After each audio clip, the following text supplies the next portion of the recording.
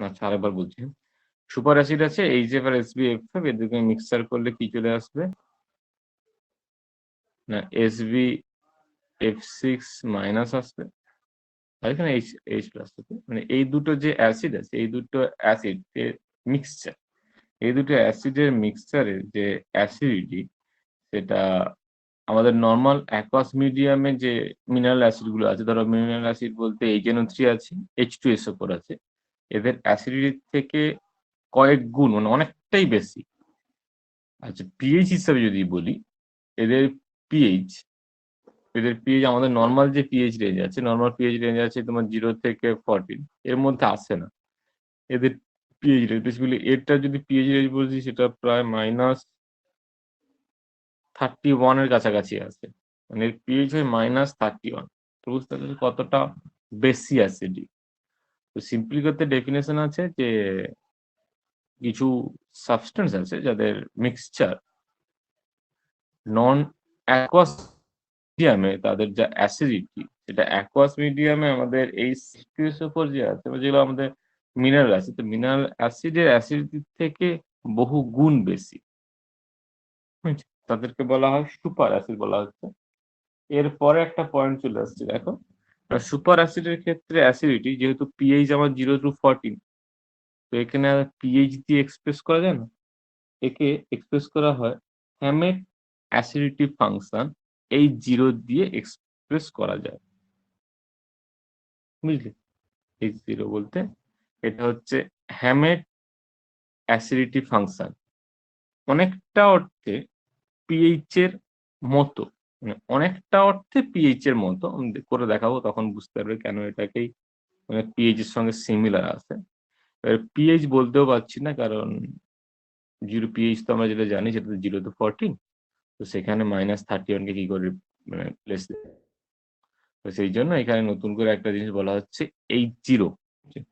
তো এই হচ্ছে হ্যামেট অ্যাসিডিটি ফাংশন।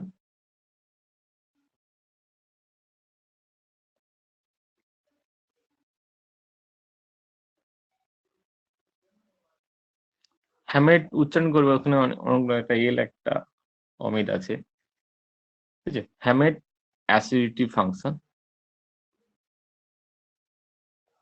এর পরের কথা বলি, এই H0 কি বোঝায়?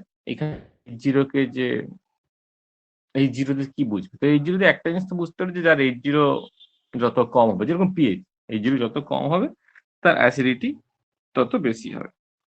এবার এখানে কথা হচ্ছে H0 কে এখানে মানে হ্যামেট অ্যাসিডিটি ফাংশনে H0 কে ডিফাইন করা হচ্ছে এইভাবে। H0 একটা ফাংশন যেটা বলবে দুটো অ্যাসিড আছে, দুটো অ্যাসিডের মধ্যে কোন অ্যাসিডটা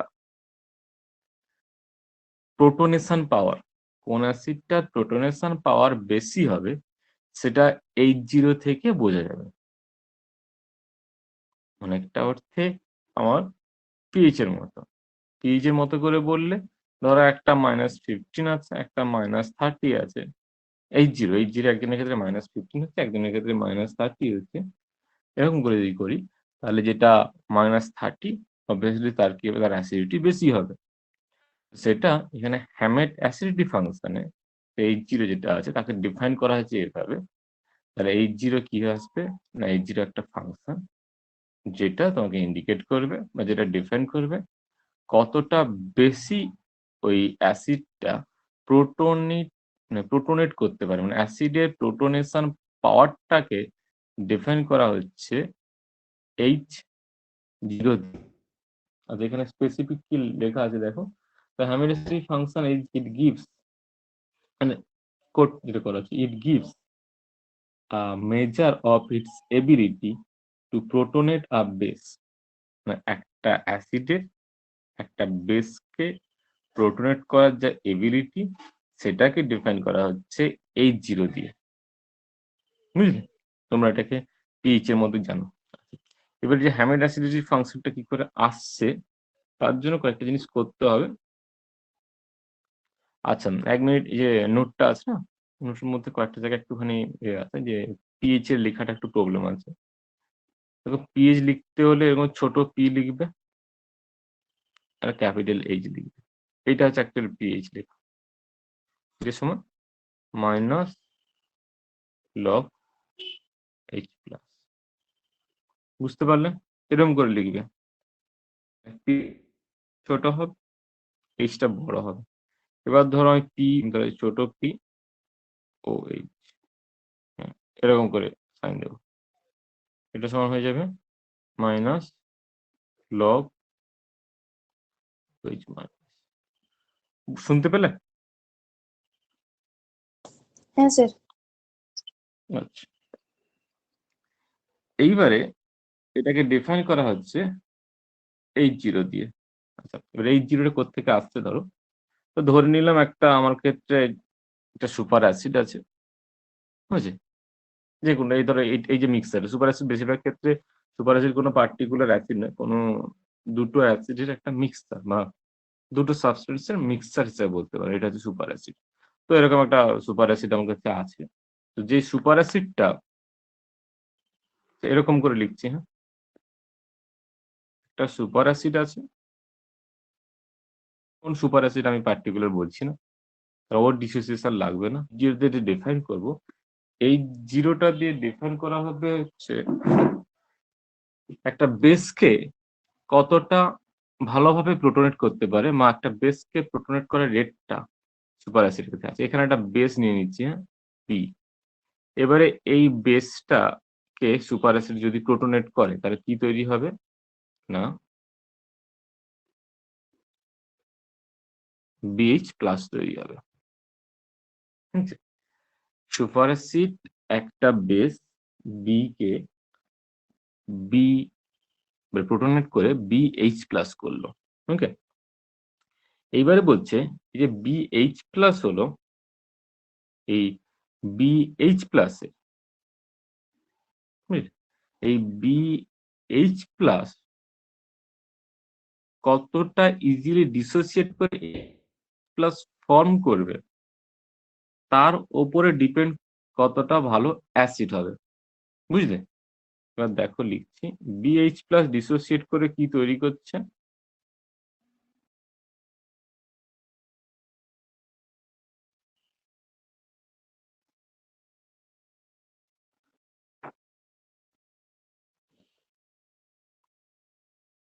এইচ প্লাস এই টির মতো লাগছে। তাহলে বিএইচ প্লাস যদি ডিসোসিয়েট করে কি তৈরি করবে, B plus H plus. BH plus এর ডিসোসিয়েশন যত বেটার হবে তত কি হবে না এইচ প্লাস ইজিলি ফর্ম করবে, বলতে অ্যাসিডিটি বেশি হবে। এটা কি বুঝতে পারবে? এলিমেন্ট সুপার অ্যাসিড বি কে দিয়ে এটা হচ্ছে বিএইচ প্লাস তৈরি করছে। এবারে এটা একটা হচ্ছে বেস, তো কত ভালো বেসটাকে দিচ্ছে এটা এখান থেকে পাবো যে বিএইচ প্লাস, যেটা হলো বিএইচ প্লাস কতটা ইজিলি ডিসোসিয়েট করে। এটা বিএইচ প্লাসে ডিসোসিয়েশনে ডিসোসিয়েশনটাকে লিখেছি, বুঝেছে? ডিসোসিয়েশনের ইকুয়েশন থেকে, আচ্ছা এইখান থেকে আসছি ইকুইলিব্রিয়াম। আচ্ছা এইখানে যদি লিখি কে অফ বিএইচ প্লাস, এটা কি বলবো না বিএইচ প্লাস এর ডিসোসিয়েশন কনস্ট্যান্ট, মানে বিএইচ প্লাস এর এই যে ডিসোসিয়েশনের স্টেপটা লিখেছি, মানে ডিসোসিয়েশনের ইকুয়েশন লিখেছি, রিভার্সিবল লিখেছি। তো এর ক্ষেত্রে এর ইকুইলিব্রিয়াম কনস্ট্যান্ট যেটা আসবে, মানে এই প্রসেসের ইকুইলিব্রিয়াম কনস্ট্যান্ট যেটা আসবে সেটা কি বলা হচ্ছে না বিএইচ প্লাস এর ডিসোসিয়েশন কনস্ট্যান্ট। এবার ইকুইলিব্রিয়াম কনস্ট্যান্ট বের করতে পারো, ইকুইলিব্রিয়াম কি মনে আছে?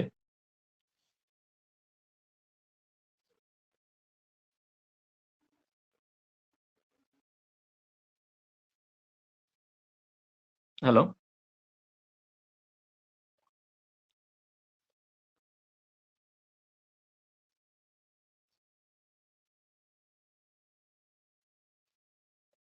চা শুন, মনে নেই স্যার।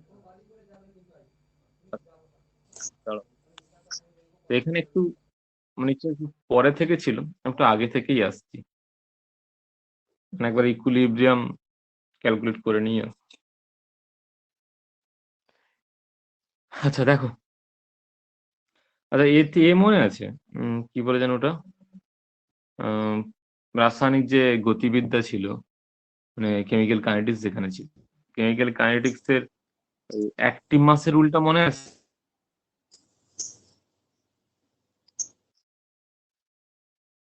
মানে কি যেন সক্রিয় ভরের যে সূত্র ছিল, অ্যাক্টিভ মাস বলতে সক্রিয় ভরের সূত্র ছিল, সক্রিয় ভরের সূত্র মনে আছে?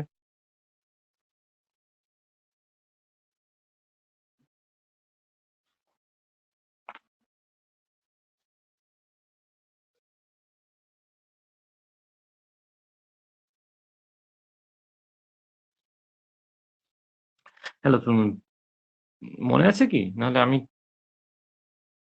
যে করছি দেখো। স্যার ল মাস অ্যাকশনটা? হ্যাঁ হ্যাঁ হ্যাঁ, ল অফ মাস অ্যাকশন। আচ্ছা, এটা পরে আসছি।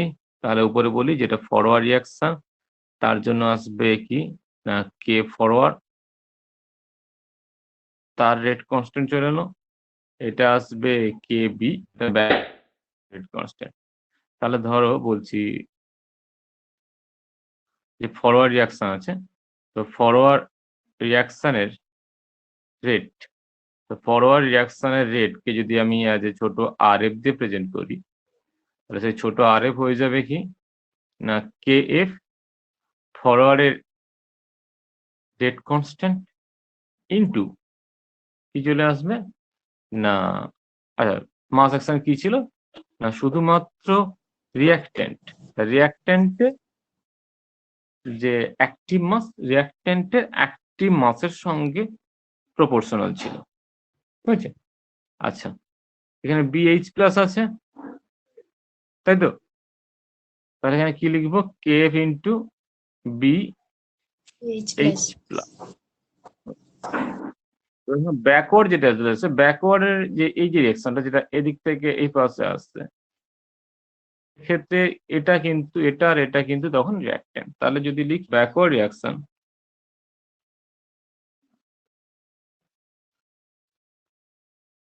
রেট আর বি যদি লিখি, সেটা কি হয়ে যাবে না কে বি ইন্টু বি, আর এটা হচ্ছে এইচ প্লাস।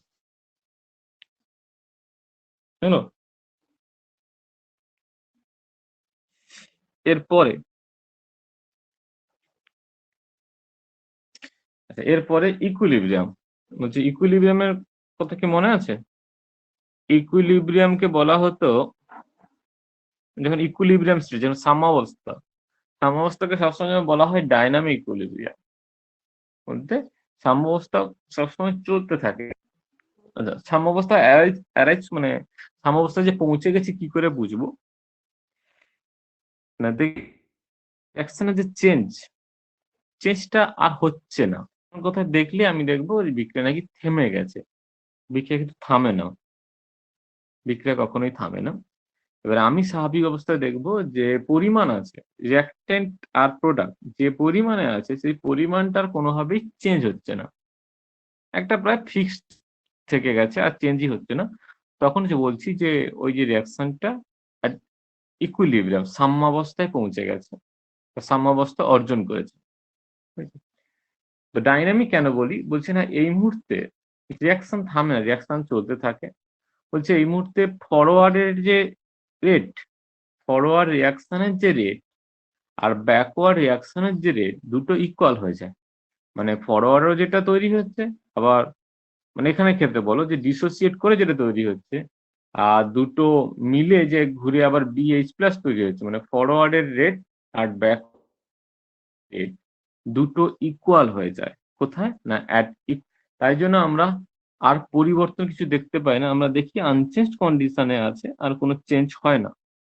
তাই জন্য ওটাকে আমরা বলি যে প্রায় দেখতে যে প্রায় থেমে গেছে, কিন্তু বলে রিয়াকশন মানে ইকুইলিব্রিয়ামে রিয়াকশন কখন থামে না, রিভার্সিবল রিয়াকশন এটা সবসময় ইকুইলিব্রিয়াম ডাইনামিক হয়, মানে ইকুইলিব্রিয়াম গতিশীল হয়, যেটা বাংলা বলে যে গতিশীল সাম্যাবস্থা সবসময় যেন চলতেই থাকে। আচ্ছা, তাহলে ইকুইলিব্রিয়ামে কি হবে না আর এফ আর আর বি রেট দুটো ইকুয়াল হবে। তাহলে আমি লিখবো কি না K F into B H plus equal হবে কি না কেবি, মানে এটা লিখে দিয়েছে R F equal to R B সাম্য অবস্থায়, তাহলে K B equal into B into H plus. হয়েছে? এইবারে শোনো, কেএফ কে K B, K F by K B, K F by K B করলে কি চলে আসবে না B into H plus by B H plus. বুঝতে পারবে এটা? হ্যাঁ স্যার। নেক্সট ধরো করছি যে কেএফ বাই কেবি, এইটাকে বলা হচ্ছে কে ইকুইলিব্রিয়াম। হয়েছে? এইবারে এখানের যে ইকুইলিব্রিয়াম যেটা সাম্যাবস্থা রেজ করছে, এবারে এইখানে যে রিয়াকশনটা হচ্ছে, এই রিয়াকশনটা কি না ডিসোসিয়েশন রিয়াকশন। কার ডিসোসিয়েশন না বিএইচ প্লাস। তো এইটাকে ডিনোট করার জন্য এটাকে কে ইকুইলিব্রিয়াম না লিখে এটাকে লিখছি কে অফ বিএইচ প্লাস, মানে বিএইচ প্লাস এর ডিসোসিয়েশনের যে ইকুইলিব্রিয়াম কনস্ট্যান্ট সেটাকে বলা হচ্ছে dissociation constant.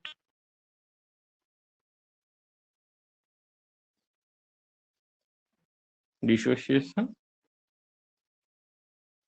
Constant of BH plus. BH plus এর ডিসোসিয়েশন কনস্ট্যান্ট, যেটা কিন্তু বেসিক্যালি ওই রিয়াকশনের ইকুইলিব্রিয়াম কনস্ট্যান্ট। এখানে রিয়াকশনটা যেহেতু বিএইচ প্লাস এ ডিসোসিয়েশন করেছি, তাই জন্য এটাকে বলছি বিএইচ প্লাস এর dissociation constant K of BH plus.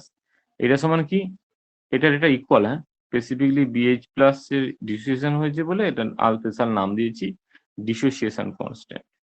এটা সমান কি আসবে না B H plus by B. হ্যাঁ হয়েছে, এটা করে দিলাম। হ্যাঁ, এর পরের কাজ হবে এইখান থেকে এইচ প্লাস এর, এইচ প্লাস এর ভ্যালুটাকে বের করুন। এখান থেকে এইচ প্লাস ভ্যালু কি হবে,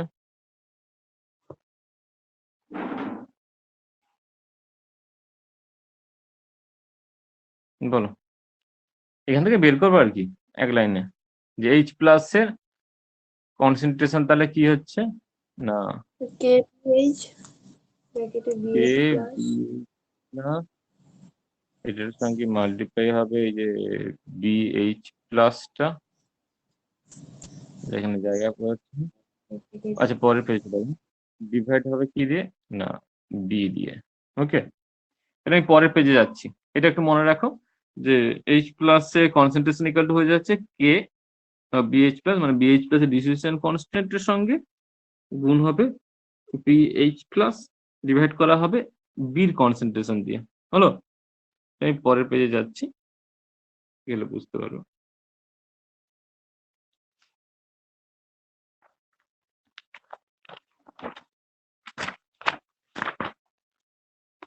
আচ্ছা, যেটা হয়েছিল সেটাকে আরেকবার লিখছি।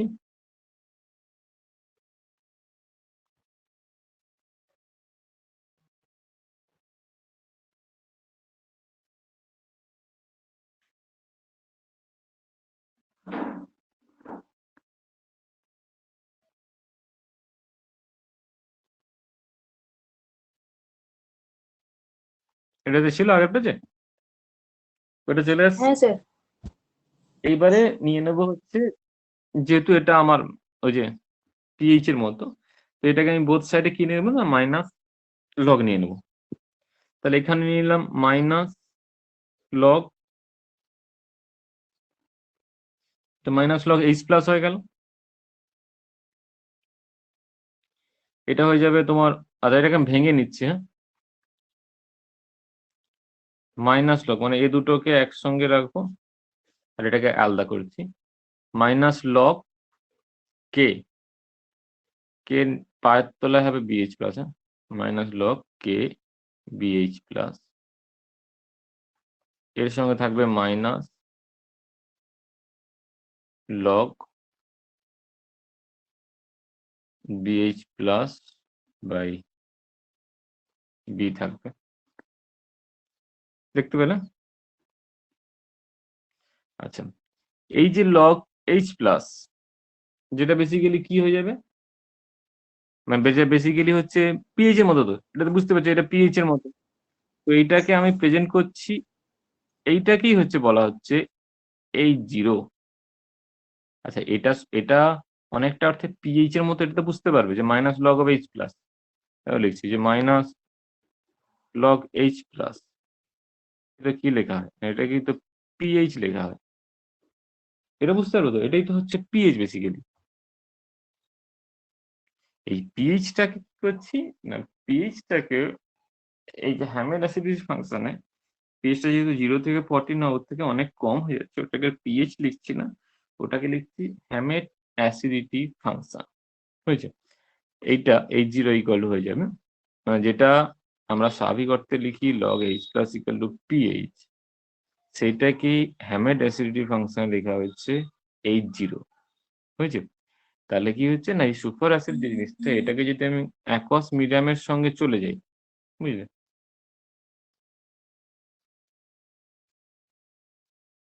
আচ্ছা, এটাকে যদি আমি অ্যাকোয়াস মিডিয়ামে চলে যাই, তো অ্যাকোয়াস মিডিয়ামে যেটাই পিএইচ, ওটাই কিন্তু হচ্ছে আমার এইচ জিরোর সঙ্গে ইকুয়াল। মানে অ্যাকোয়াস মিডিয়াম হয়ে গেলে সেখানে কিন্তু সেই জিরো কে 14 এর মধ্যেই চলে আসবে, বুঝলে? আচ্ছা, জিরো কেন হয় জানো? 0 থেকে 14ই কেন হয়?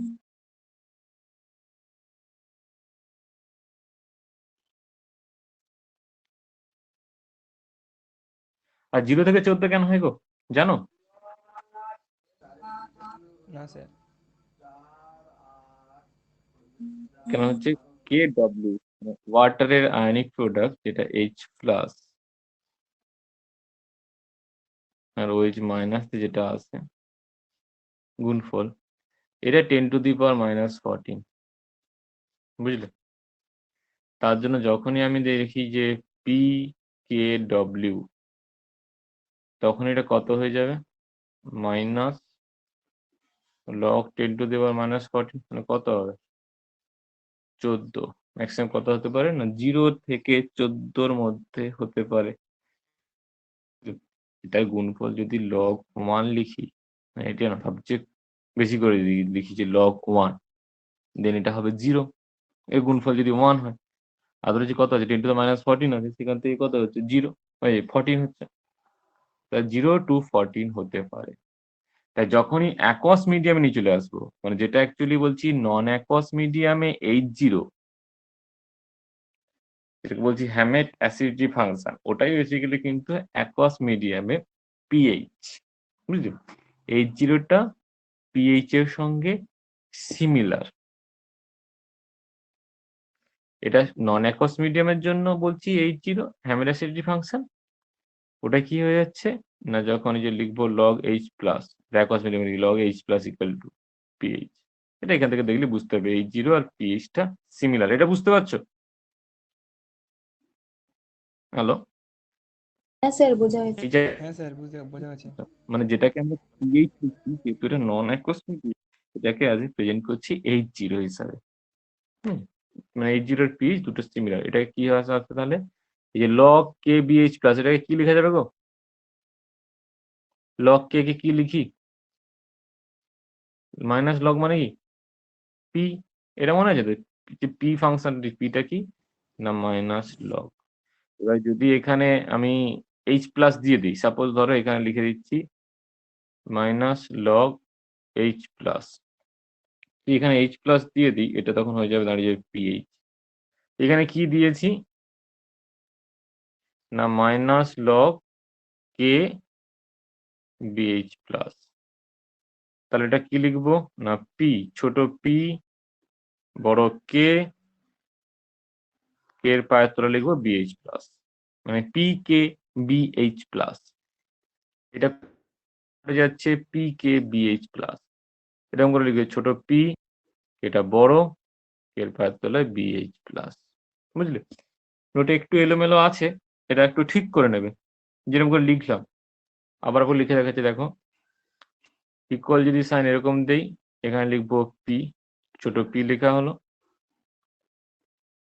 এখানে লেখা হবে কে, আর কে জাস্ট পায়ের তলায় চলে আসবে, বিএইচ প্লাস হয়েছে, পিকেবিএইচ প্লাস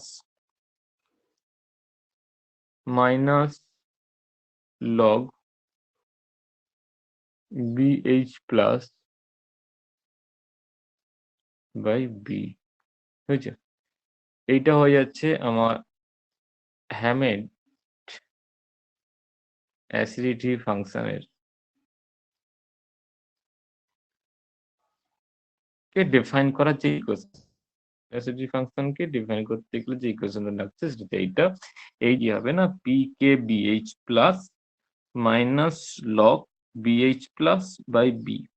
এবারে এইগুলা কি জিনিস, তো তোমাকে যদি এটা লিখতে হয়, যদি তুমি যখন সুপার অ্যাসিড যখন লিখছো, আমি তো এটা করে দেখালাম, এটা লেখার প্রয়োজন নেই, তুমি সুপার অ্যাসিডের ডেফিনেশনটা দেখবে, সিম্পলি ভাবে বলবে নন অ্যাকোয়াস মিডিয়ামে এদের যে অ্যাসিডিটি, সেটা অ্যাকোয়াস মিডিয়ামে আমাদের যা মিনারেল অ্যাসিডগুলোর যে অ্যাসিডিটি আছে তার থেকে অনেক গুণ বেশি, বহু গুণ বেশি, এইটুকু বললেই ফার্স্ট ডিফাইন করা হবে মানে সুপার অ্যাসিড।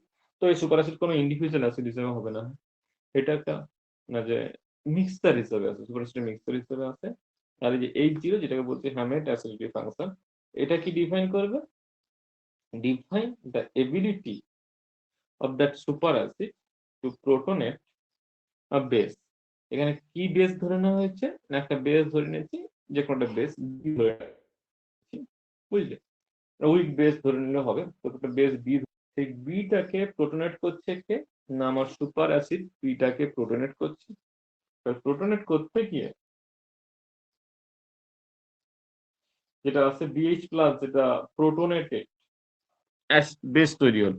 আচ্ছা তাহলে বিএইচ প্লাসটা কি হয়ে যাবে, এটা তো H0 হয়ে গেল, বিএইচ প্লাস কি হয়ে যাবে, বিএইচ প্লাস লিখতে হবে, বিএইচ প্লাস হবে কি না প্রোটোনেটেড অ্যাসিডের মানে প্রোটোনেটেড বেসের কনসেন্ট্রেশন, মানে প্রোটোনেটেড যে বেসটা হয়েছে সেই প্রোটোনেটেড বেসের কনসেন্ট্রেশনটাকে বলা হয় বিএইচ প্লাস। বি কি, বি ওই বেসের কনসেন্ট্রেশন। এবারে পি কে বিএইচ প্লাস কি, কে বিএইচ প্লাসটা কি আসবে না কে বিএইচ প্লাসটা লিখে দিলেই হবে, কে বিএইচ প্লাস এটা হয়ে যাচ্ছে তোমার ওই বেস, যেটা প্রোটোনেটেড বেস হচ্ছে প্রোটোনেটেড বেসের ডিসোসিয়েশন কনস্ট্যান্ট, এটা তো একবার দেখিয়ে দিই, এটা প্রোটোনেটেড কন্ডিশনে এইটা, তাহলে প্রোটোনেটেড যে বেস রয়েছে বেসের ডিসোসিয়েশন কনস্ট্যান্ট, প্রোটোনেটেড বেসের ডিসোসিয়েশন কনস্ট্যান্ট তাকে বলা হচ্ছে কে বিএইচ প্লাস। হয়ে গেল, আর তো কিছু বাকি নেই, এটা তখন হয়ে যাবে হচ্ছে হ্যামেট অ্যাসিডিটি ফাংশন।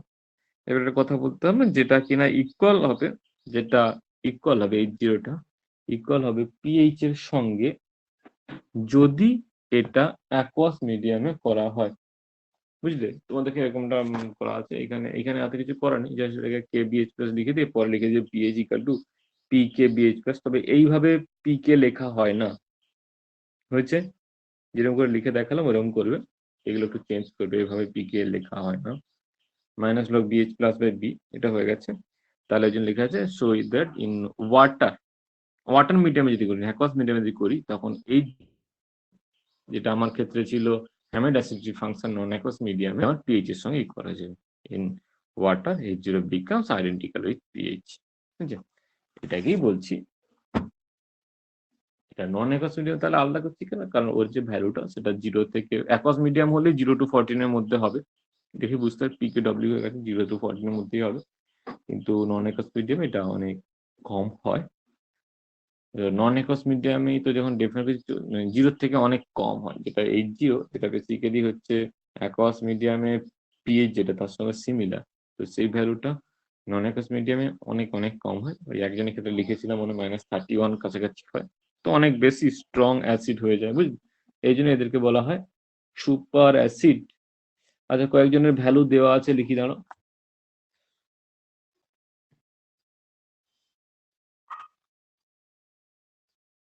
আচ্ছা এর তো ভ্যালুটা দেওয়া নেই, এর পরে কিছু স্ট্রাকচার প্রেডিকশনের ব্যাপার আছে। আচ্ছা ধরো কি চলে আসে H3, এটা কোনটা করেছে, আচ্ছা H3PO4 করো, এটা কোশ্চেন আছে দেখবে, H3PO4 এর সুপার অ্যাসিড হলো, বুঝতে পারলে? হ্যাঁ স্যার ইকুয়েশনটা করে দেখাতে পারবে? এইবারে দেখো আসছি যে H3PO4 আমি শুরুতে আগে যখন পড়েছি তখন স্ট্রাকচার রেখেছি। এবার এখানে কোশ্চেন আছে স্ট্রাকচার আমি জানতেও পারি, কিন্তু আমাকে এখানে করে দেখাতে হবে যে H3PO4 এর পিকে ভ্যালু দিয়ে রেখেছে, মানে একবারে ফার্স্ট ডিসোসিয়েশন যেটা PK1 বলতে প্রথম ডিসোসিয়েশন যেটা, এটা দিয়ে রেখেছে কত যেন হচ্ছে 2.1। এখান থেকে বলতে হবে যে স্ট্রাকচার কি হবে, কটা কোঅর্ডিনেটেড ও থাকবে আগে বের করবো, তারপর তো স্ট্রাকচার করে নিতে পারবো, এটা বেসপার থেকে আসবে। আচ্ছা বলো, এর ক্ষেত্রে পিকের সূত্র কি ছিল? পিকের সূত্র কি ছিল গো? 8 মাইনাস 5 কি ছিল? 5 এর সঙ্গে n ছিল না m ছিল? 5n এই nটা কি? নাম্বার অফ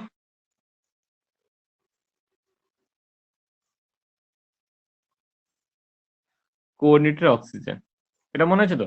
এটা ছিল number of coordinated oxygen.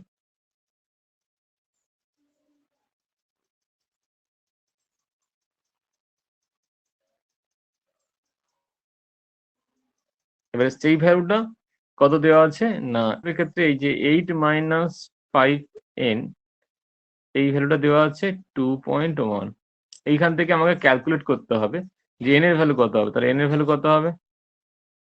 5n equal to হয়ে যাবে তোমার হচ্ছে 8 মাইনাস 2.1, মানে এটাকে এপাশে নিয়ে চলে এসেছি, এটাকে রিটার্ন করে পাশে নিয়ে এসেছি, তাহলে 5n ইকুয়াল টু হয়ে যাবে 8 মাইনাস 2.1। কত হবে ভ্যালুটা?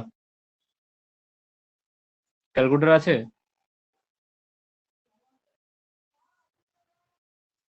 5.9। 5.9 এবার ভাগ করো 5.9 কে 5 দিয়ে, 1 হয়ে যাবে, তারপরে আছে কত যেন 9, তাহলে 1.14 কাছাকাছি এরকমটা ভ্যালু হবে, বুঝলে? ভ্যালু কি এর হচ্ছে নাম্বার অফ কোঅর্ডিনেটেড অক্সিজেন, এটা কি? এটা পূর্ণ সংখ্যা আছে, তাহলে যেটা 1.8 এটাকে নিয়ার ইকুয়াল কি করে দেবো, এটা নিয়ার ইকুয়াল হয়ে যাবে 1, আরে হোল নাম্বার তো হতে হবে, পূর্ণ সংখ্যা হতে হবে। তো তাহলে H3PO4 এর কত আছে না, কোঅর্ডিনেটেড অক্সিজেন আছে 1, তাহলে এরকম করে লিখবো O1 P আর কি পড়ে থাকলো গো, OH এর হোল 3 হলো। এটা হচ্ছে তাহলে এই যে এর পিকে ভ্যালু থেকে বুঝতে পারলাম H3PO4 টাকে অ্যাকচুয়ালি কিভাবে লেখা হলো। H3PO4 এর ফর্মুলা পেয়ে গেলাম। আমাকে চেয়েছিল এর স্ট্রাকচার করতে হলে একটু ভেসপার করতে হবে কি, এখানে সেন্ট্রাল অ্যাটম কে আছে বলো? সেন্ট্রাল অ্যাটম কে আছে? p P. পি পি কতটা ইলেকট্রন আছে? 5টা ভ্যালেন্সিয়াল ইলেকট্রন আছে 5টা। 5টা এর সঙ্গে যোগ হবে কি, হাইড্রোজেন কতগুলো আছে? হাইড্রোজেন 1 করে ডোনেট করে, হাইড্রোজেন কোনো 3টে হাইড্রোজেন 3। এবার অক্সিজেনের জন্য কিছু যোগ করা হয় না, মানে যে বাইভ্যালেন্ট যেগুলো আছে বাইভ্যালেন্টের জন্য কিছু যোগ করা হয় না, মানে দ্বিযোজীর জন্য কিছু যোগ করা হয় না, তো ওগুলো 0 করে দাও। চার্জও কিছু নেই, 0 করে দিলাম। বাই কত থাকছে 2, আলটিমেট থাকছে 8/2, 8/2 করে কত হয় 4। এটা কি বেরোলো, এটাকে বলা হচ্ছে ইলেকট্রন পেয়ার। ভেসপার বলছিল এটা হচ্ছে এস এর নাম্বার, মানে স্টেরিক নাম্বার, এটা একটা দিয়ে ডিফাইন করা যায়, এটা স্টেরিক নাম্বার, মানে কতজন ওর সঙ্গে বেসিক্যালি সেন্ট্রাল সঙ্গে কতজন যুক্ত আছে সেটাকে বলা হয় স্টেরিক নাম্বার। নাম্বারটা অ্যাকচুয়ালি স্টেরিক নাম্বারটা হয়েছে যে বন্ডিং কোঅর্ডিনেশন নাম্বার সঙ্গে সিএন এর সঙ্গে যে লোন যেগুলো আছে, লোন পেয়ার যেগুলো আছে সেগুলো যোগ করলে সিএন এর সঙ্গে লোন পেয়ার যোগ করলে তখন গিয়ে আসে এসএন। যখন এসএন হিসাবে লিখি আর কি, সিএন এর সঙ্গে লোন পেয়ার যেটা আছে সেটা যদি যোগ করি তখন এসএন আসে। আচ্ছা, এটা একটা different type, SN steric number দিয়ে এটাকে বলা হচ্ছে স্টেরিক নাম্বার। এটা কোঅর্ডিনেশন নাম্বার, এটা হচ্ছে লোন পেয়ার। ওকে, আচ্ছা এবার চলে আসছি, এটা দিতে করা যায় যে এই জিনিসটা করবো আমি ইপি দিয়ে করেছি। আচ্ছা, এইভাবে যখন করি ইপি সমান কি করি, ইপিটাই বেসিক্যালি হচ্ছে স্টেরিক নাম্বারের সঙ্গে সমান হয়। ইপি মানে পেয়ার, টোটাল ইলেকট্রন পেয়ারটা সমান কি হয় না বন্ড পেয়ার প্লাস কি হয় না লোন পেয়ার। বন্ড পেয়ারের সঙ্গে লোন পেয়ার যোগ করলে হয় ইলেকট্রন পেয়ার, যেটা কিনা অ্যাকচুয়ালি হচ্ছে স্টেরিক নাম্বার। স্টেরিক নাম্বার দিয়ে ডিফাইন করা যায়। এটা একটু ডিফারেন্ট রয়েছে, আমি যেভাবে করছি এভাবে এটা অ্যাপ্লাই করা প্রয়োজন নেই, আমি এটা অ্যাপ্লাই করব। ইলেকট্রন পেয়ার ইকুয়াল টু হচ্ছে bond pair plus lone pair. Bond পেয়ারটা কি জিনিস না, যতগুলো বন্ডেড বন্ডের আছে সেটা বন্ড পেয়ার। আচ্ছা, এখানে বন্ড পেয়ার তাহলে কতগুলো আছে,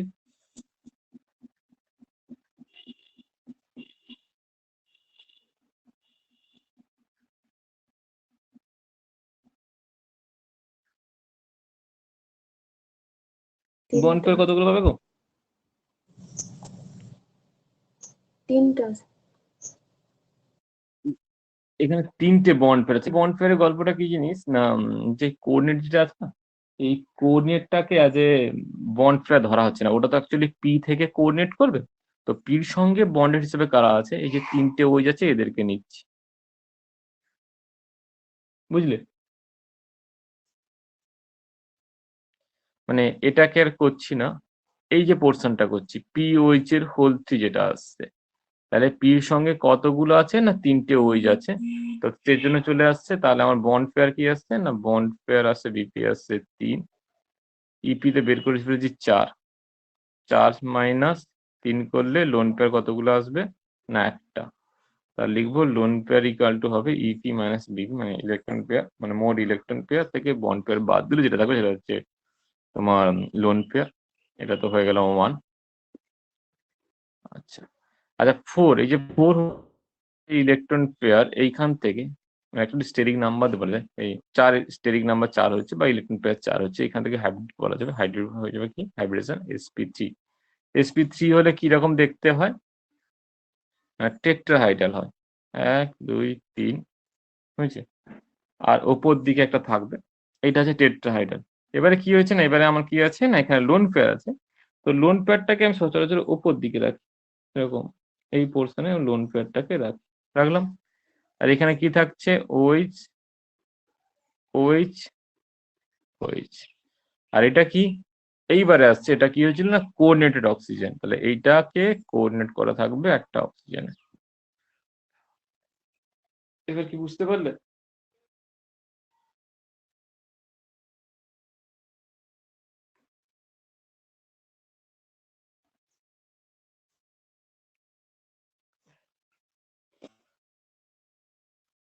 তাহলে ফার্স্ট আমাকে লিখতে হচ্ছে যে কোঅর্ডিনেট করে যেটা আছে ফার্স্ট লিখতে হবে, মানে এন এর ভ্যালুটা আগে বের করে নিতে হবে, এন এর ভ্যালু বের করে নেওয়া হলো। তারপরে আমি কি করলাম, তারপরে আমি হাইব্রিডেশন বের করলাম। হাইব্রিডেশন ইজিলি ক্যালকুলেট হয়ে যাবে। হাইব্রিডেশন হলো কি 4 বলতে sp3 হাইব্রিড হলো, sp3 হাইব্রিডের সেট কি হয় টেট্রাহাইড্রাল। এবারে বন্ড পেয়ার কতগুলো আছে না, বন্ড পেয়ারের ক্ষেত্রে কিন্তু আমরা ওই ওইচটাকে কাউন্ট করছি, সামনের কোঅর্ডিনেটেড ওটাকে কাউন্ট করছি না, কারণ কোঅর্ডিনেশনটা কি হয়, কোঅর্ডিনেশন কখন হবে না ফসফরাসের লোন পেয়ার থাকলে সেই লোন পেয়ারটা পরে কোঅর্ডিনেট করবে, বুঝেছে?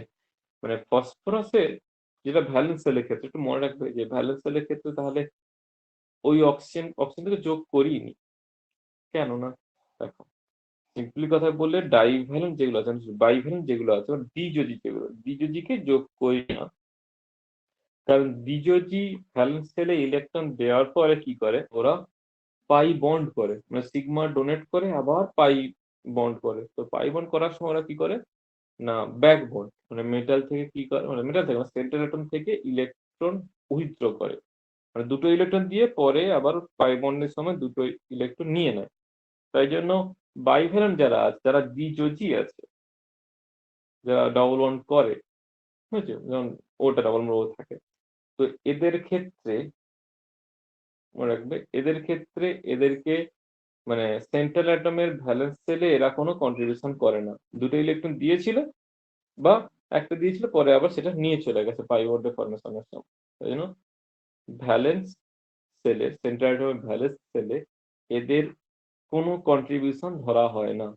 এটা কি বুঝতে পারবে কেন হ্যাঁ স্যার, ভেসপার যখন বুঝতে পারছি। করি ধরা হয় না? এইবারে কি হয়েছে না, ওটা করলাম, তারপরে এখানে তাহলে ওই যেগুলো আছে তাহলে বন্ড পেয়ার হলো তিনটে, তো ইলেকট্রন পেয়ার থেকে বন্ড পেয়ার বাদ দিতে হলো লোন পেয়ার। লোন পেয়ারটাকে কোথায় রাখছি না, প্রথমে এই যে চারটে হাইড্রোজেনের চারটে ঠ্যাং করে নেবো, ওপর দিকে রেখে দিলাম হচ্ছে আমার লোন পেয়ার।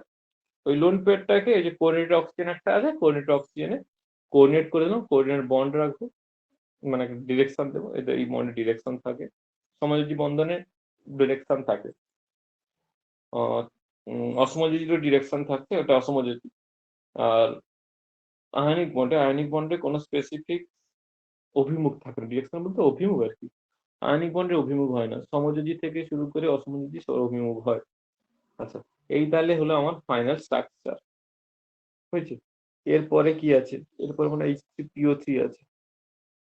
আচ্ছা, H3PO3টা একটু জট করে করছি, দেখো।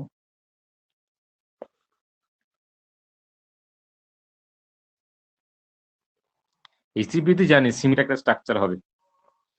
এইবারে কথা হচ্ছে আমাকে এটা করে দেখাতে হবে।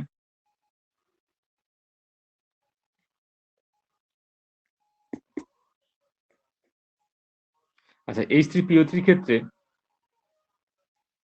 PK1 দেওয়া আছে 1.8, তাহলে লিখবো, এখানে লিখতে পারি যে 8 - 5n = 1.8, দেন তোমার 5n = 8 - 1.8 কত হবে? 6.2। 6.2। n = কত দেবো?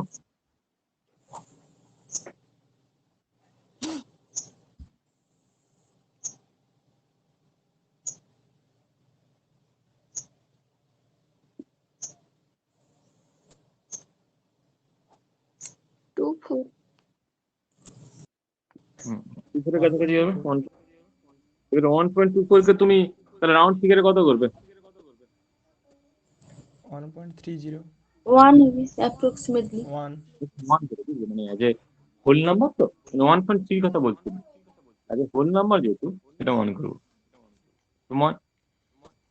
তাহলে এখানেও কি লেখা হবে, এখানে তোমার কি আছে, ও হচ্ছে তাহলে একটা থাকবে, দেন পি ওই হিসাবে কতগুলো থাকছে, আর কি রাখতে হবে, আর ম্যাক্সিমাম দুটো রাখতে পারবো, একটা এইচ কে তাহলে সিঙ্গেল রাখতে হবে,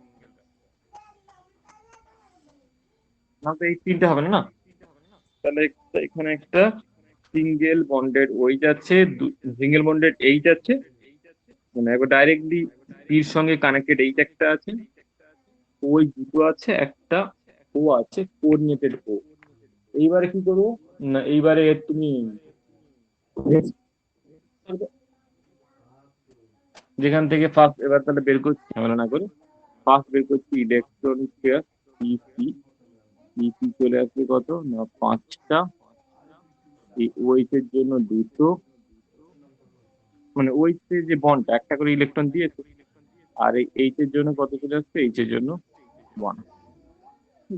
যদি এরকম করে নাও লেখো, এখান থেকে বলে যাবে 5, তিনটে হাইড্রোজেনের 3, আর ওই অক্সিজেনের জন্য ধরাই হয়নি। আর এটাও একই রকম হয়েছে, 5 2 7 একে 8, দুই করে কত আছে 4। এটাও তোমার হয়ে যাবে sp3। এবার কি লিখলাম, সেন্ট্রাল, আচ্ছা লোন পেয়ার আছে দেখুন 4টে, বিপি কতগুলো আসছে না, এই 3টে ওইচের, এই দুটো ওইচের জন্য দুটো, আর হাইড্রোজেন বন্ডেড আছে তার জন্য একটা, ঠিক আছে। তাহলে কতগুলো বন্ড পেয়ার হবে না, বন্ড পেয়ার হবে 3টে, তাহলে লোন পেয়ার থাকছে 4 - 3 করে একটা লোন পেয়ার থাকছে, সেটাকে আমাকে তাহলে কি হবে 4 হচ্ছে মানে এটা হচ্ছে sp3 sp3 centre atom tetrahedral করলাম। এইখানে রাখলাম হচ্ছে আমার লোন পেয়ার।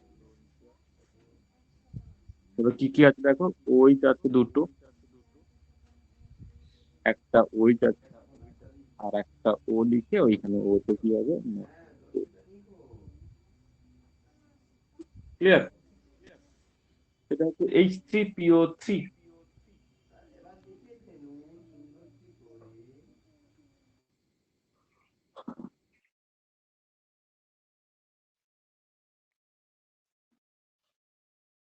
তাহলে প্রথমে করলাম হ্যামেট অ্যাসিডিটি মানে সুপার অ্যাসিড করলাম। এইখানে চলে আসছে, এদের কিছু স্ট্রাকচার প্রেডিকশন আছে। আর একটা জিনিস বাকি আছে, সেটা হচ্ছে কেএসপি।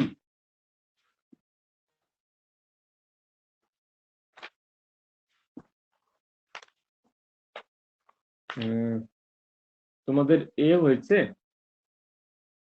এখানে কোনোভাবে কি ইকুইলিব্রিয়াম হয়েছে বা আয়নিক ইকুইলিব্রিয়াম হয়েছে কিছু?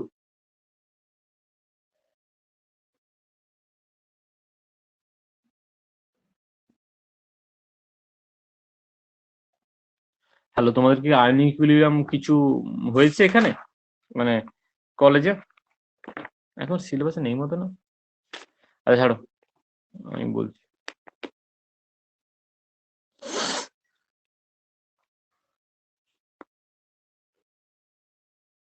কেএসপি এটাকে বলা হয়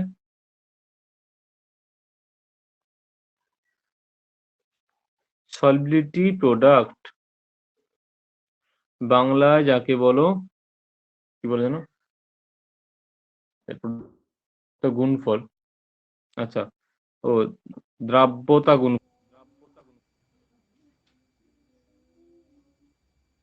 এবার কি কিছু মনে পড়ছে দ্রাব্যতা গুণফল?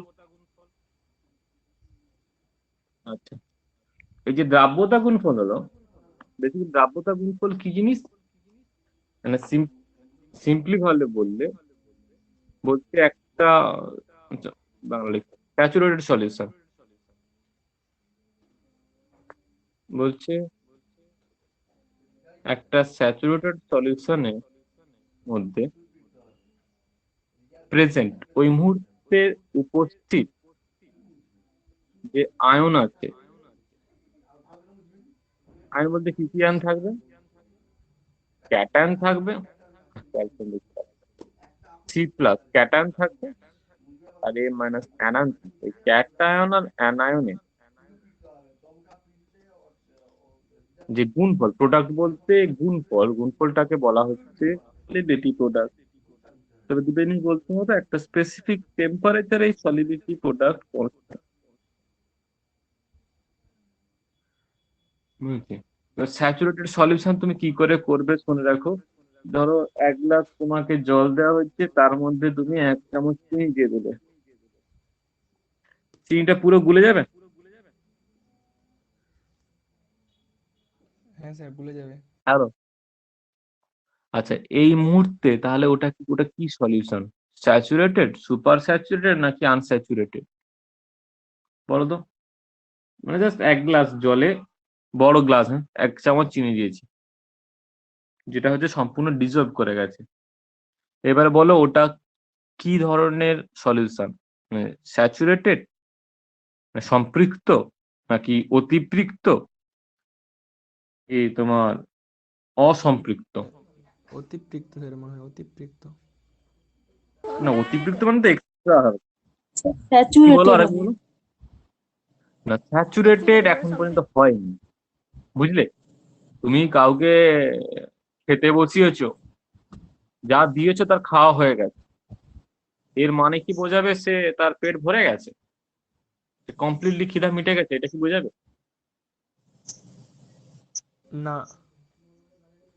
যতক্ষণ না পর্যন্ত সে ফেলে যাচ্ছে, মানে আর পাচ্ছে না, ততক্ষণ পর্যন্ত তোমার শিওর হওয়া উচিত নয় যে সে কমপ্লিট হয়ে গেছে। তো এইখানে জিনিসটা, ওটা কিন্তু যে 1 গ্লাস জলে 1 চামচ দিলাম, ওটা কিন্তু বলবো ওটা হচ্ছে আনস্যাচুরেটেড, অসম্পৃক্ত। এইবারে আমি কি করব, না চিনি অ্যাড করবে, যতক্ষণ গুলতে থাকে মানে পুরোপুরি ডিজলভ হয়ে যায়, সলিউবল হয়ে যায়, তুমি ততক্ষণ পর্যন্ত দিতে থাকবে।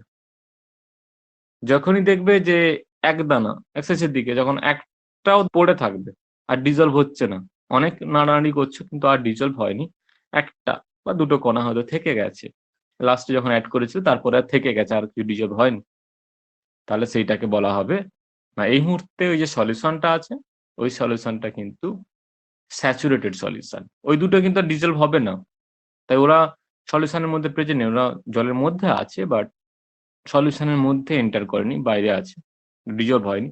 তো এই মুহূর্তে ওটাকে বলছি কি না স্যাচুরেটেড সলিউশন। এতক্ষণে এলো স্যাচুরেটেড, এর আগে পর্যন্ত যত কন্ডিশন ছিল সবই ছিল কিন্তু আনস্যাচুরেটেড। এবার বলবো তাহলে সুপার স্যাচুরেটেড কি জিনিস, না বলছে এইবারে আর তো হচ্ছে না, এবার তুমি কি করবে না জলটাকে গরম করবে, জলটাকে তুমি গরম করতে শুরু করো, দেখবে তখন যা ছিল তার থেকে আরো বেশি বেশি পরিমাণে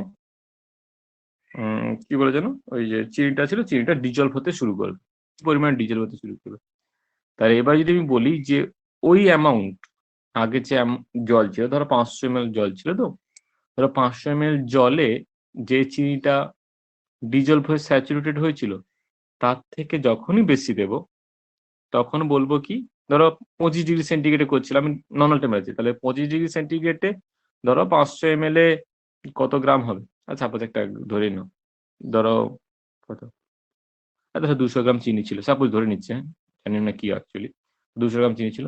এবারে যখন যখন গরম করছি স্বাভাবিকভাবে বেশি বেশি ডিজলভ হবে, এই যে বেশিটা ডিজলভ হচ্ছে ওই অ্যামাউন্টে, ওই 500 ml এ বেশি ডিজলভ হচ্ছে, এইটাকে তাহলে ওই মুহূর্তে বলবো কি না সুপার স্যাচুরেটেড, মানে 25° রেসপেক্টে সুপার স্যাচুরেটেড। মনে থাকবে এইখানে একটা কনফিউশন আছে, মানে 25° রেসপেক্টে হয় তার থেকে যখন বেশি ডিজলভ করাচ্ছি তখন সেটা কিন্তু হয়ে যায় সুপার স্যাচুরেটেড, বুঝেছে? কিন্তু মনে রাখবে যখন হাই টেম্পারেচারে যখন ডিজলভ করছি, হাই টেম্পারেচারে বাড়ি দেওয়ার সঙ্গে সঙ্গে সলিবিলিটি বাড়ে, তো হাই টেম্পারেচারে যে পরিমাণ অংশ ডিজলভ হচ্ছে ওটা কিন্তু ওই টেম্পারেচারে, ধরো 25°তে করছি তো এখন 60° করছি, 60°C ওটাও কিন্তু স্যাচুরেটেড সলিউশন। 60°C যেটা ওর মধ্যে ডিজলভ আছে 500 ml, ওটা 60°C 500 ml ডিজলভ হয়েছে, তাহলে ওটাও কিন্তু ওখানে স্যাচুরেটেড সলিউশন, কিন্তু ওটা 25° রেসপেক্টে অনেকটাই বেশি, তো 25° রেসপেক্টে ওটা হচ্ছে সুপার স্যাচুরেটেড সলিউশন। তো কিভাবে ওটাকে আমি আনবো না, এইবারে 60°তে যা যা ডিজলভ হয়েছে রেখে দাও, স্ট্যান্ড করে দাও, এবার ঠান্ডা করো, এবার ঠান্ডা করতে করতে করতে করতে যদি 25°তে আমি নিয়ে চলে আসতে পারি, ততক্ষণ পর্যন্ত ওর মানে আবার রিক্রিস্টালাইজেশন না হয় অবস্থাতেই থাকে,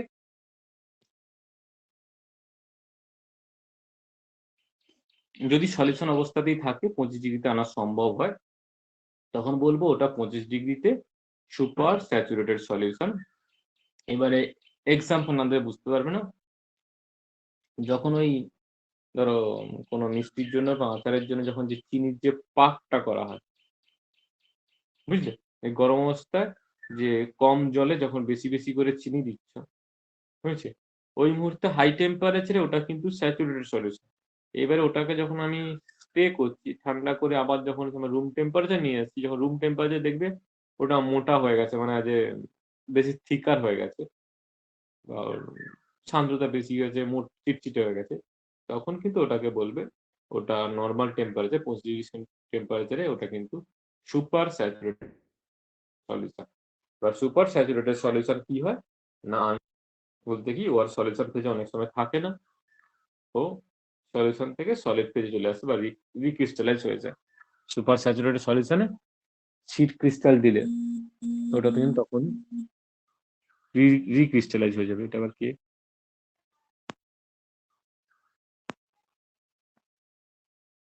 বুঝতে পারলে কি সুপার স্যাচুরেটেড স্যাচুরেটেড কি জিনিস হবে? হ্যালো, হ্যাঁ স্যার। বোঝা গেছে স্যার, বোঝা গেছে।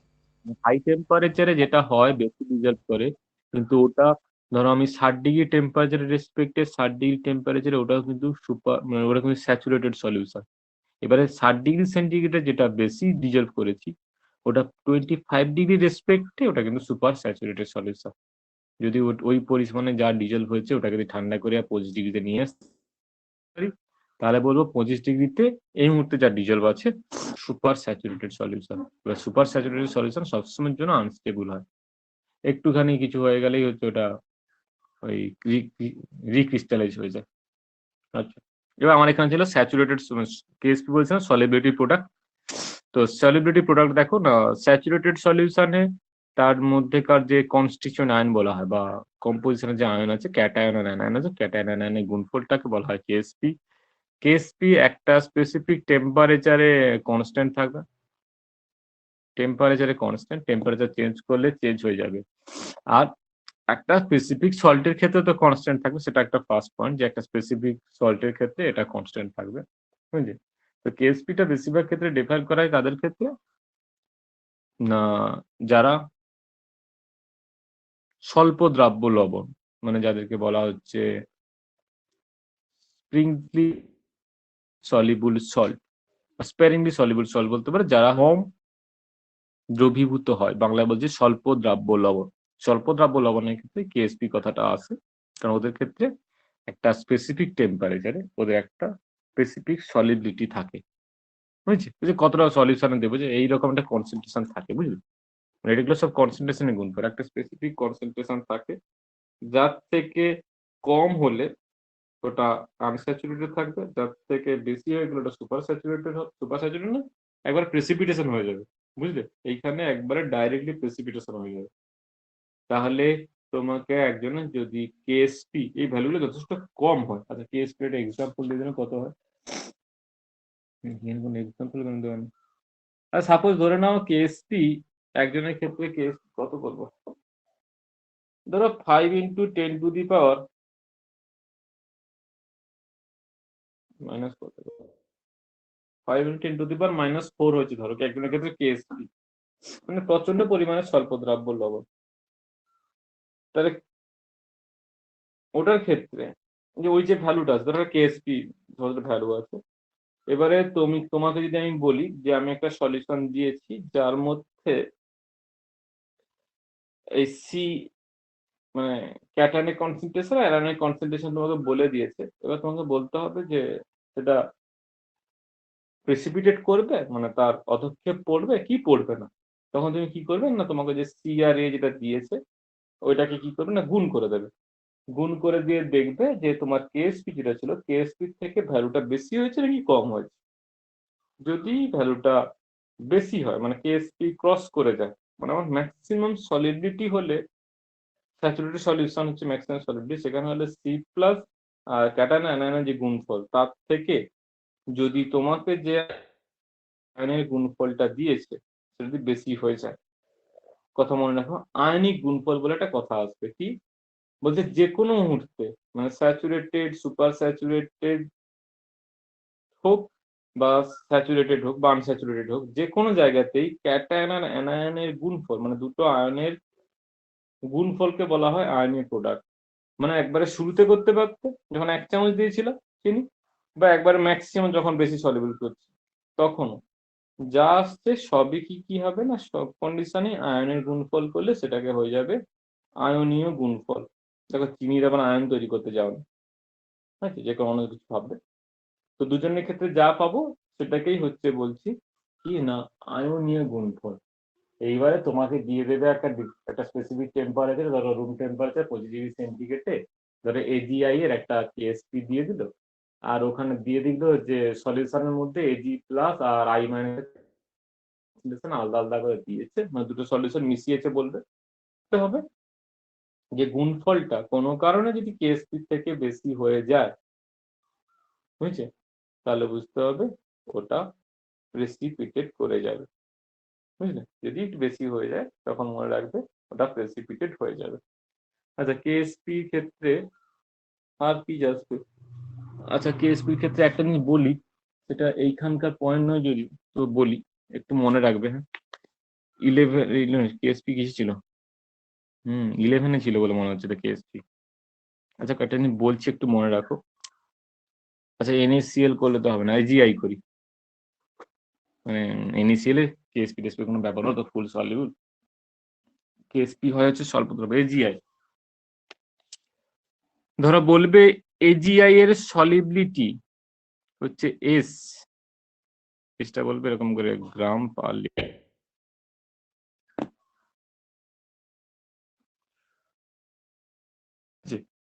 বলে দিল কেএসপি কিন্তু কোনো একক হয় না, এই যে এমনি। এবার এটা একটা হয়ে গেল এস। আচ্ছা এজিআই ডিসোসিয়েট করলে কিভাবে ডিসোসিয়েট করবে?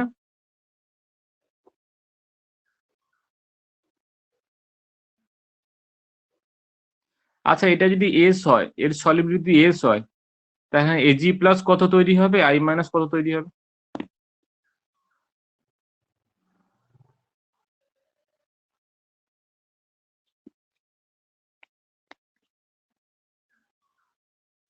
কি তৈরি হবে গো?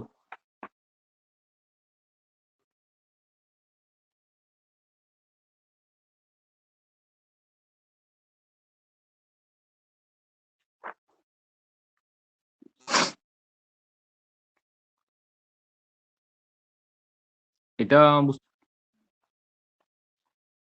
হ্যালো,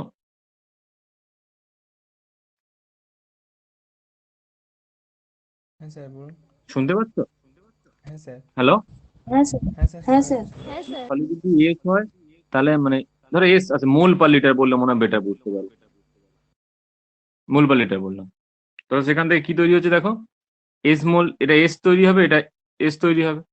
তাহলে এর ক্ষেত্রে কেএসপি মানে কেএসপি অফ এজিআই, এটা স্পেসিফিক টেম্পারেচার দেবে, যদি পজিটিভ রুম টেম্পারেচার হবে, তখন টেম্পারেচার আমি জানি না কি উল্লেখ করা আছে, এজিআই আছে। তো এই ক্ষেত্রে কেএসপি কি হবে না, এজি প্লাস এর সঙ্গে গুণ করা হবে আই মাইনাস। এটা সিম্পল আছে, তাই জন্য তোমার বুঝতে কিছু অসুবিধা হবে না, খুব ইজিলি হয়ে যাবে, এস ইন্টু এস মানে অ্যাজ এস স্কোয়ার হয়ে যাবে, তাই তো?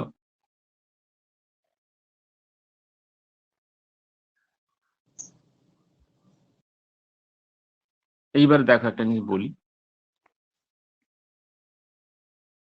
ধরো আমার কাছে CaF2 আছে, ক্যালসিয়াম ফ্লুরাইড আছে বা ক্যালসিয়াম ক্লোরাইড আছে, বলো এই CaF2 এর ক্ষেত্রে ডিসোসিয়েট করলে কি তৈরি করবে?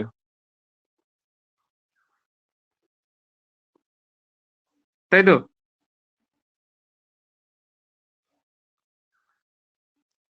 এবার এর সলিবিলিটি যদি এস মোল পার লিটার হয়, তাহলে এখানে ক্যালসিয়াম 2+ এর কনসেন্ট্রেশন কত হবে?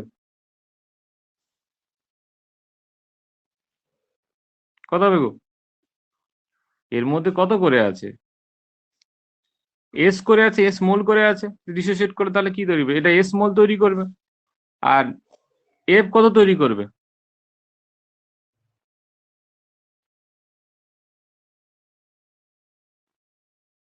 S to S.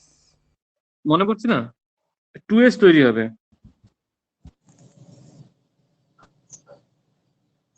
বুঝলে? এবার পরের কোশ্চেন দেখো, তাহলে এর ক্ষেত্রে কেএসপি কি হবে, এইখানটা একটু মনে রাখবে, যেটা লিখছি একটুখানি মনে রাখবে, এইখানে একটা ঝামেলা ক্রিয়েট হতে যাচ্ছে। তো এর ক্ষেত্রে কেএসপি হবে কি না, Ca2+ ইন্টু এফ মাইনাসে, এফ মাইনাসে, এফ মাইনাসে হোল স্কোয়ার। মানে কেএসপি শুধুমাত্র দুটো আয়নের গুণফল হয় না, দুটো আয়নের তাদের যা স্পেসিফিক যে কোফিসিয়েন্ট সহগ আছে, সহগের ঘাতে হয়, বুঝলে? তাদের যে গাঢ়ত্ব আছে, গাঢ়ত্বের উপরে ঘাতটা আছে, যে পাওয়ারটা আছে, পাওয়ারটা আছে তাদের সহগ, মানে এই যে কোফিসিয়েন্ট, কোফিসিয়েন্টে প্রপার পাওয়ারে আছে, কোফিসিয়েন্ট পাওয়ারে আছে। বুঝতে পারলে কি? তাহলে এখানে ভ্যালুটা কত হবে না, এখানে ভ্যালুটা অনেকটা অর্থে ডিফারেন্ট হয়ে যাবে। এটা হয়ে যাবে এস, এটা হবে 2s এর হোল স্কোয়ার, মানে আজ 4s³ কিছু মনে পড়ছে? এগুলো এরকম করে ক্যালকুলেট করতে হয়।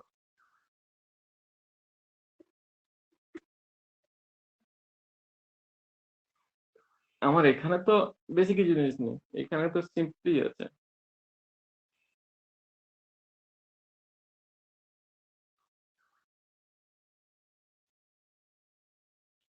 বুঝতে পারলে কিছু? আর একটা করছি দেখো, ধরো কার ক্ষেত্রে করো, এখানে স্বল্পদ্রব্য কি আছে,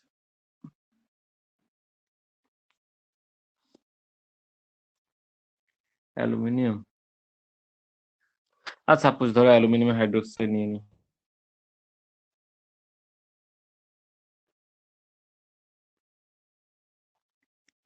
এটাও সলিউবল হতে চায় না, এটা অন্য কিছু নিলে ভালো ছিল। আচ্ছা, এটা নিয়ে নি, তারপরে বলছি। এর যদি সলিবিলিটি এস হয়, তাহলে এখানে মোল পার লিটার হলে বেটার হবে। এখানে অ্যালুমিনিয়াম 3+ তৈরি হবে এস, আর ওইচ কত, 3টে ওইচ মাইনাস আছে, তো ওইচ মাইনাসের কনসেন্ট্রেশন কত হবে, কত গো? 3s। আচ্ছা, তাহলে এখানে এর কেএসপি কত হবে?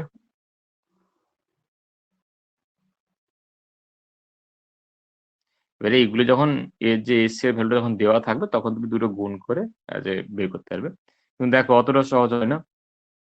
এখানে হয় কি না, এল 3+ এর গুণ হবে ওইচ মাইনাসের, কি হবে গো, মাথা কত বসবে? 3 বসবে স্যার।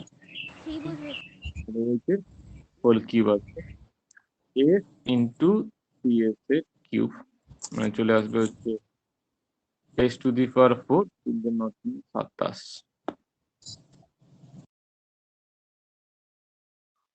একটুখানি 11-এর বইটা খুলে দেখবে, কেএসপির ম্যাথ পড়তো,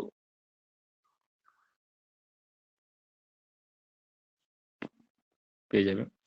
আচ্ছা, এরপরে আর একটাই জাস্ট করছি, সেটাকে একটুখানি বলে দেবে।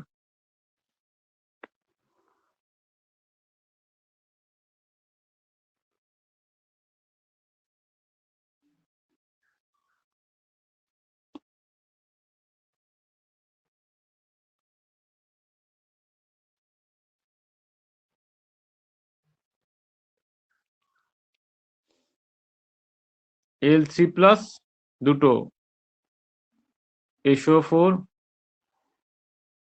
2- তিনটে, এটা সলিড যদি এস হয়, এটা কত হবে? অ্যালুমিনিয়াম 3+ এর কনসেন্ট্রেশন কত হবে?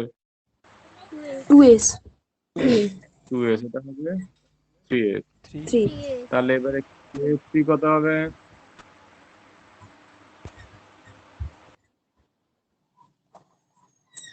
L3+ এর স্কোয়ার, SO4 2- এর কিউব,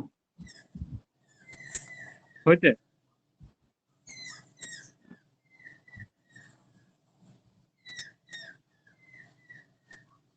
এবারে বলো, এটা আসবে 2s এর স্কোয়ার হোল স্কয়ার। আর 3s এর কিউব।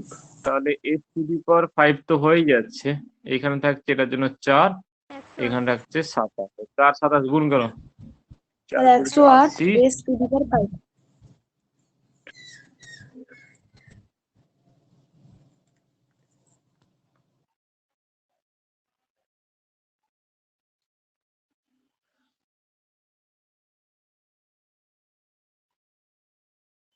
বুঝলে? হ্যাঁ স্যার। আচ্ছা, এবারে বলো তো,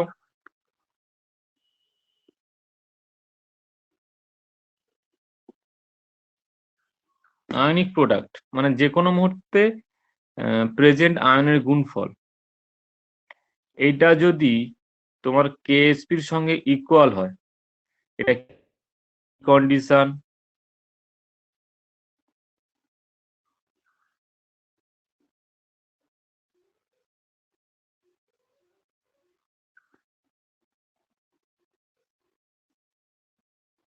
এটা কি কন্ডিশন বলো, এটা কি সলিউশন?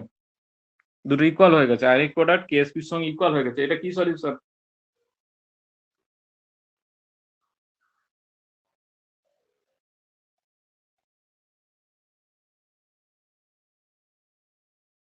হ্যালো? যা, হ্যালো স্যার। বলো গো। এটা হচ্ছে ক্যাটায়ন আর অ্যানায়নের গুণফল এট এনি কন্ডিশন, যে কোনো কন্ডিশন। এবার বলো এটা কোন কন্ডিশন যেখানে আয়নিক প্রোডাক্ট কেএসপি এর সঙ্গে ইকুয়াল হয়ে যায়, সেটা কি কন্ডিশন? মানে আয়নের Equivalent. গুণফলটা কাছাকাছি, এটা তাহলে স্যাচুরেটেড সলিউশন। সম্পৃক্ত দ্রবণের আয়নের গুণফলটাই তো কেএসপি। তো কেএসপির সঙ্গে যদি আয়নগুলোর গুণফল ইকুয়াল হয়ে যায় তাহলে কি বুঝতে হবে? ওটা তাহলে স্যাচুরেটেড সলিউশন, তাই তো?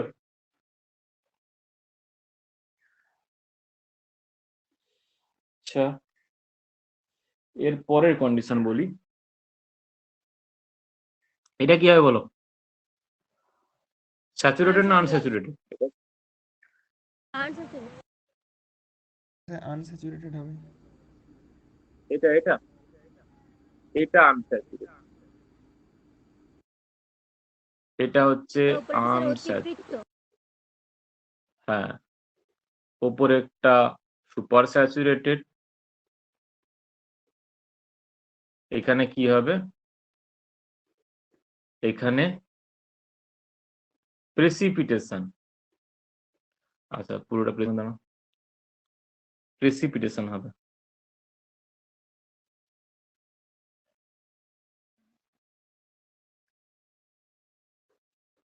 এটাতে প্রেসিপিটেশন হবে, এটাতে প্রেসিপিটেশন অ্যারাইজ করবে না, এটা তো প্রেসিপিটেশন অ্যারাইজ করবে না। প্রেসিপিটেশন শুধুমাত্র এইটাতে হবে যেখানে আয়নের গুণফলটা তার সলিডিটি প্রোডাক্ট এর থেকে বেশি আছে, তখন হবে। আচ্ছা, এটা বুঝতে হলো প্রেসিপিটেশন কোথায় অ্যারাইজ করে? প্রেসিপিটেশন কম হলে অ্যারাইজ করবে না, ইকুয়াল হলেও অ্যারাইজ করবে না, বাড়লে। এবার বলতো কতটা প্রেসিপিটেট করবে? বাড়লে কি পুরোটাই প্রেসিপিটেট করে যাবে? বলো গো। যে জানলাম যে আয়নিক প্রোডাক্ট বেশি, তো প্রেসিপিটেট করবে, তার মানে কি পুরোটাই প্রেসিপিটেট করে যাবে? না ওর মধ্যে স্যার, আর কোনো আয়ন থাকবে না? ধরো তোমার কাছে সিম্পলি এক গ্লাস আছে, একটা গ্লাস আছে। এবার আমি তোমাকে হিউজ অ্যামাউন্ট অফ কিছু একটা দিয়েছি, ধরো জল দেওয়া আছে, সেখান থেকে তোমাকে নিয়মিত বলছে তুমি এক গ্লাস পরিমাণে কিছু জিনিসটা নিয়ে যেতে পারবে। তো তুমি কি তাহলে চেষ্টা করবে যে আমি পুরোটা পারবো না, যখন থাক কিছুই নিয়ে যাবো না, এরকম তো নয় নিশ্চয়ই।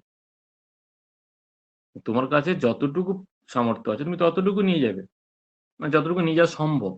তাহলে কেএসপির ক্ষেত্রে মনে রাখবে এই যে প্রেসিপিটেশন হবে, এই প্রেসিপিটেশনের পর যে সলিউশনটা পড়ে থাকবে সেটা হয়ে যাবে স্যাচুরেটেড সলিউশন। মানে কতটা পরিমাণ প্রেসিপিটেট করবে? যতক্ষণ না আয়নিক প্রোডাক্ট কেএসপির সঙ্গে ইকুয়াল হচ্ছে। ইকুয়াল হয়ে গেলে ওটা থেকে যাবে। কথা কি বুঝতে পারছো? বাকি যেটা যেটা এক্সেস ছিল শুধু সেইটা প্রেসিপিটেট করবে। ধরো ওই যেরকম আমি এজিআই এর সলিউশন করছিলাম, তো এজিআই এর সলিউশনে যদি শুরু হয়, এর মানে কখনোই ভাববে না যে পুরোটা প্রেসিপিটেট করে গেছে। পুরোটা কখনো প্রেসিপিটেট করবে না। প্রেসিপিটেট করবে না, অতক্ষিপ্ত হবে কতটা না যে পরিমাণটা ওই সলিউশনের ক্ষেত্রে অতিরিক্ত ছিল, অতিরিক্তটা পড়ে যাবে। বাদ বাকি যেটা সেটা তো আমার কাছে থাকবে, তবে তো কি মানে স্যাচুরেটেড সলিউশন হবে। এইটাই কন্ডিশনে আছে, বুঝলে? অতিরিক্তটা প্রেসিপিটেট করবে, আর বাদ বাকি যেটা থাকবে আয়নিক প্রোডাক্ট সেটা কার সঙ্গে সমান হবে না, সেটা কেএসপির সঙ্গে সমান হবে। তাহলে ওইটাই করছি তো তোমাকে। আচ্ছা, শুরুতে যে বলছিলাম স্যাচুরেটেড সলিউশন যখন তৈরি করছি কি করছি, বেশি বেশি করে দিয়ে যাচ্ছি, নাড়িয়ে যাচ্ছি, যদি দেখি আর ডিজলভ না হয় তাহলে বুঝতে হবে ওইখানে স্যাচুরেটেড সলিউশন হয়ে গেছে, কারণ বাকিটা ডিজলভ হচ্ছে না। বুঝলে? এবার যে কথাটা বললাম সেটা কি বুঝতে পারলে, যে প্রেসিপিটেশনের পরে সলিউশনের মধ্যে আয়নিক প্রোডাক্টটা তার কেএসপির সঙ্গে ইকুয়াল হবে, বাকি যেটা বেশি হয়ে গেছিল বেশিটা প্রেসিপিটেট করে যাবে। এটা কি বুঝতে পারবে?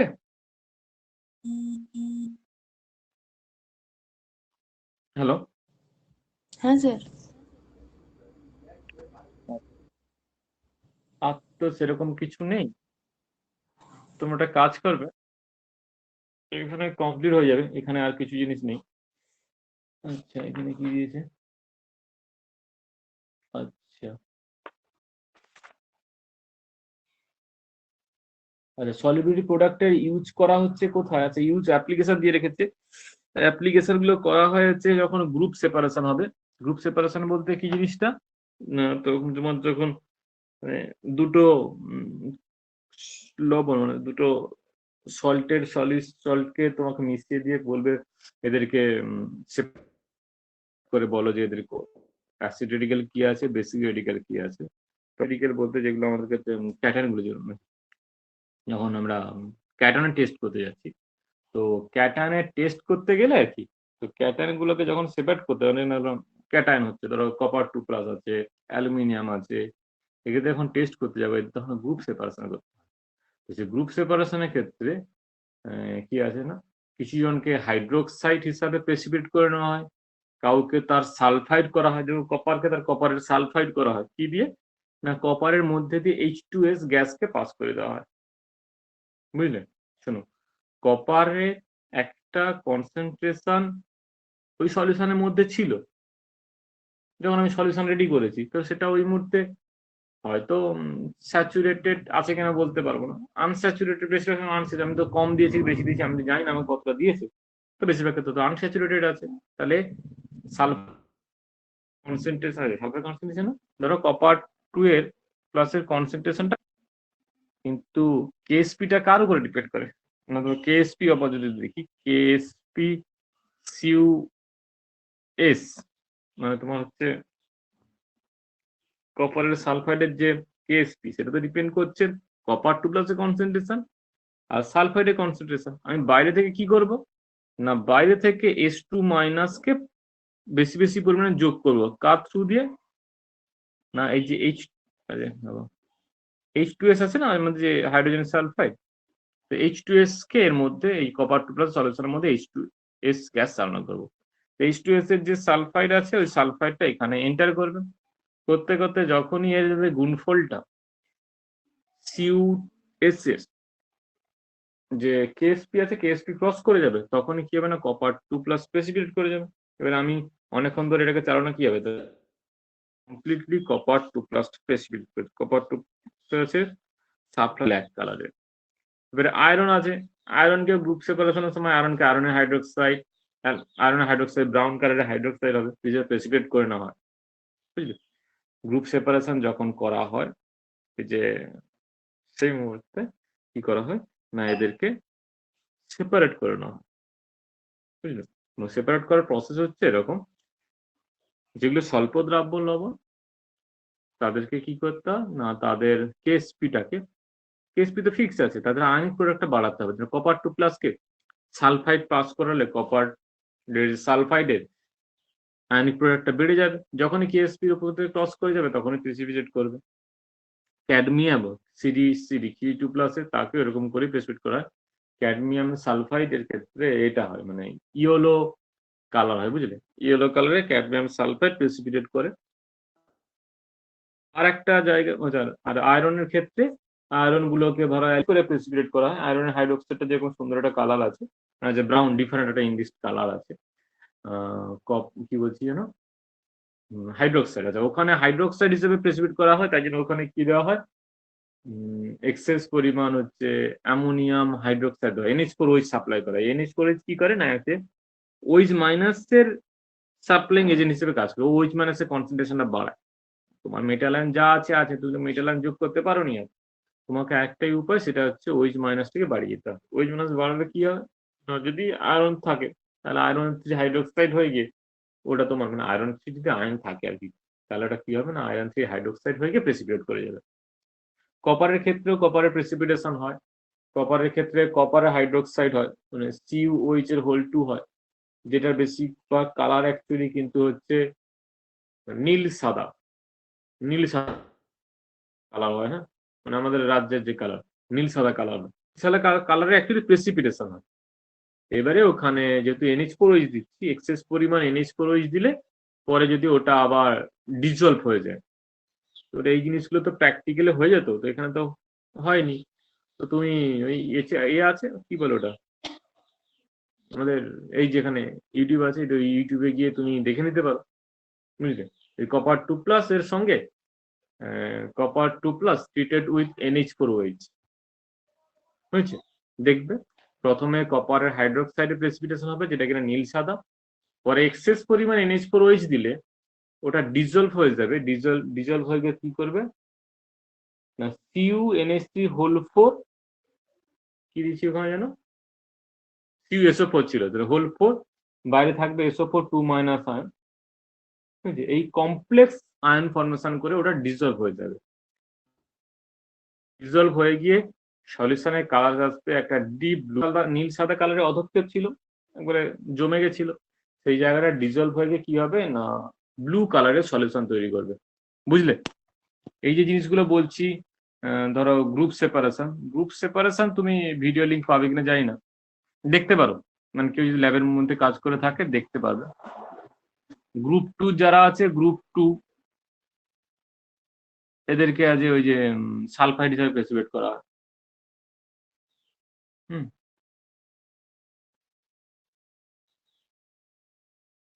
তোমরা এই জিনিসগুলো কোথায় পাবে? তোমাদের প্র্যাকটিক্যাল বই আছে? না স্যার, নেই নেই। আচ্ছা, তারা দরকার নেই তো। ওরা দেখে হয়তো বুঝতে পারবে না যে কাজগুলো যেগুলো বলছি এগুলো হঠাৎ করে দেখে বুঝতে পারবে না। দাঁড়াও, আমি না লিঙ্ক খুঁজে খুঁজে পাঠাবো, আছে কিনা দেখি। এগুলো হচ্ছে প্র্যাকটিক্যাল জিনিস। হ্যাঁ, তাহলে আমার অ্যাসিড বেসের কাজ গেল।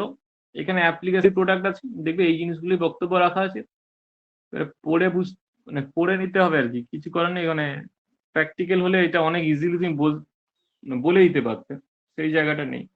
হাইড্রোক্সাইডের প্রিপারেশন আছে আর ওই সালফাইড হিসাবে প্রেসিপিটেশন আছে, এই দুটোই আছে। আর সুপার অ্যাসিড আছে। হ্যাঁ, সুপার অ্যাসিডের ক্ষেত্রে ওই ডেফিনেশন আর ওই ইকুয়েশনটা পর্যন্ত এলেই সুপার অ্যাসিড হয়ে যাবে। আর এইচ এবার SbF5 এর একটা এক্সাম্পল দিয়ে দেবে। আর ওটা, হ্যাঁ, ওটার জন্য কত যেন -31 কাছাকাছি হয়, দেখবে। আর একটা জিনিস আছে, ওই FSO3H আছে, ওর ক্ষেত্রে 80, মানে যেটা নন অ্যাকোয়াস মিডিয়ামে হ্যামেট অ্যাসিডিটি ফাংশন, যেটা মানে যেটা অনেকটা অর্থে পিএইচ এর সঙ্গে সিমিলার, সেটা কি হয়ে যাবে না, ওর ক্ষেত্রে -15 হয়ে যাবে, বুঝলে? মানে সিম্পলি কথায় বললে পিএইচ -15 পিএইচ, মানে বুঝতে পারছো কতটা বেশি অ্যাসিডিক। ঠিক আছে, এগুলোই করবে। এরপরে কি করব? এরপরে তোমাদের যেটা বাকি আছে, লাস্ট চ্যাপ্টার বাকি আছে আমার, অ্যাটমিক স্ট্রাকচার শুরু করে দেবো। অ্যাটমিক স্ট্রাকচার তো মনে হয় তোমাদের মোটামুটি কলেজে হয়ে গেছে নাকি?